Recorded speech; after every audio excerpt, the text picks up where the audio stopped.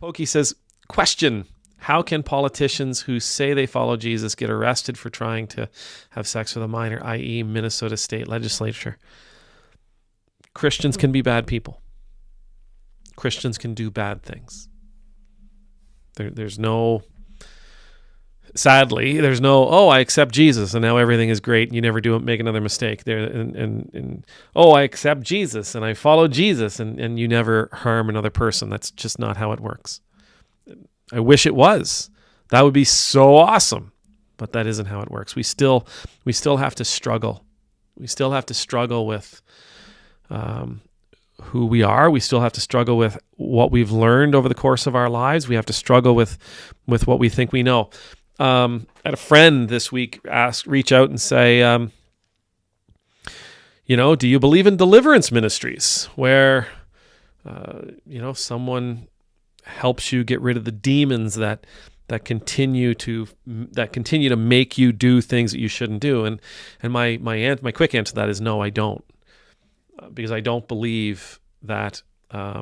I don't believe we do the things we do because a demon makes us do them. I think we do the things we do because, for a plethora of reasons.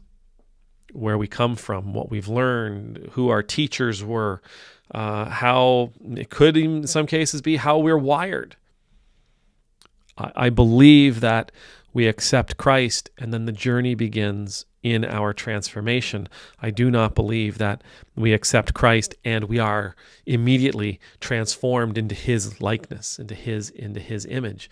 I believe we're given the Spirit that wants to lead us to become like him. So you mentioned a Minnesota State Legislature who got caught trying to have sex with a minor. Check the news. There are Christians of all different kinds who have been convicted of doing similar things or worse. There are Christian leaders who have done things like that. There are Christian leaders who have done other horrible things. I remember reading about a guy in California. This was years and years and years ago, like maybe 10 years ago. He was the pastor of a church. Or he claimed to be the pastor of a church. He might have been a preacher, but he wasn't much of a pastor because pastors don't steal from the flock. He sold the church without the church's knowledge. And when they went to church one Sunday morning, the doors were locked and their keys didn't work. And I want to say the authorities found him in a new sports car,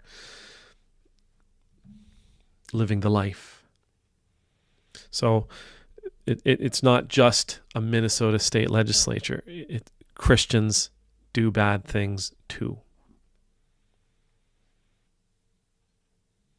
We do bad things too. And my guess would be it's especially prevalent. My guess would be it's especially prevalent when Christians forget that we're capable of doing the worst kinds of things. When we forget that, we become, I think it's more likely that we'll commit those things.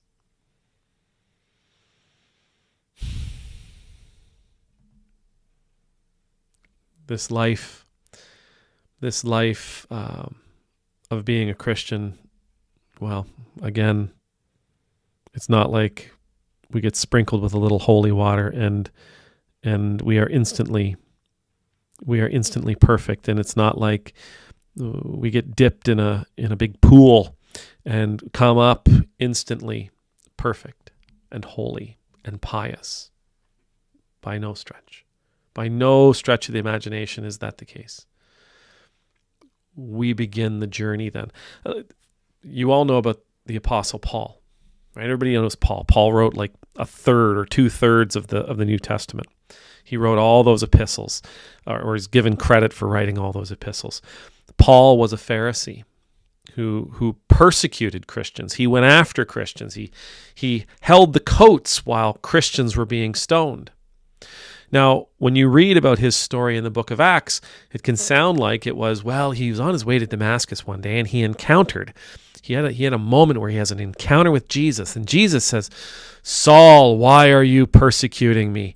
Meaning, why are you persecuting my people? And Saul says, "I don't know who you are, Lord. Who are you?" And he says, "I am Jesus."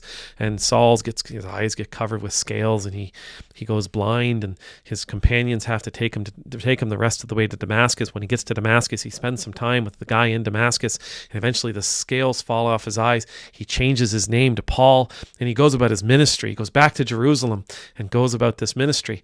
And yes, that's a very, very, very summarized understanding. But if you read the epistles, where Paul talks about the time between being in Damascus and arriving in Jerusalem, it's over a period of years. Paul is gone for years while he's trying to make sense out of what just happened, while he's trying to make sense out of who he's supposed to be now, while he's trying to make sense of who this Jesus was that came and spoke to him and what he's supposed to do with all that.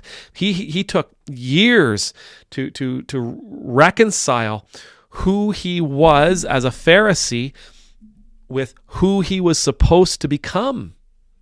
Trying to figure out who he's supposed to become given where he came from. He had to figure out how to work with all this information that he had and all of the teaching that he had and all of the mentors and the experiences that he had as a Pharisee, his entire life growing up to be that person. Now all of a sudden everything's changed. And he couldn't just turn off, "Oh, not a Pharisee anymore. Now I'm a Christian." No, it took him years to process all of that. It took him years to process all of that. And then I dare say that even in his ministry, you see him change. You see his focus change. You hear how his language, how his language shifts as those epistles are written and sent off. He becomes a different, you can literally see his growing. You can see him growing as he writes those epistles.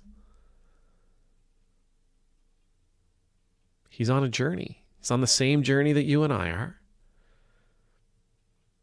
Yes, I love Jesus, but I ain't Jesus. And yes, I love Jesus, but there's work to be done. there's work to be done because I ain't there yet, but I'm trying. So how can politicians who say they follow Jesus then get arrested for trying to have? Because that's Christians do bad things too. Now, I think, if I may, those Christian politicians, I think the religion of those Christian politicians would mean less when it comes to the news. So, for example, Bob does something horrible, and Bob is a Christian politician. Well, because Bob is the kind of Christian that he is, we're going to let everybody know that it's a bad Christian here. Because Paul was one of those people saying, you got to accept Christ. You got to make sure that you do everything the way Christ wants it. You got to follow Jesus. You got to follow Jesus' morality. My understanding of Jesus' morality. You got to follow Jesus' ideology, or my understanding of Jesus' ideology. You got to follow Jesus' values, or my understanding of Jesus' values. If Bob is one of those people that is foisting their understanding of Christianity, Christian ethics, Christian values, Christian faith upon others, and demanding that they live that life, then Paul's not just a Christian, Paul's also a hypocrite when he falls down.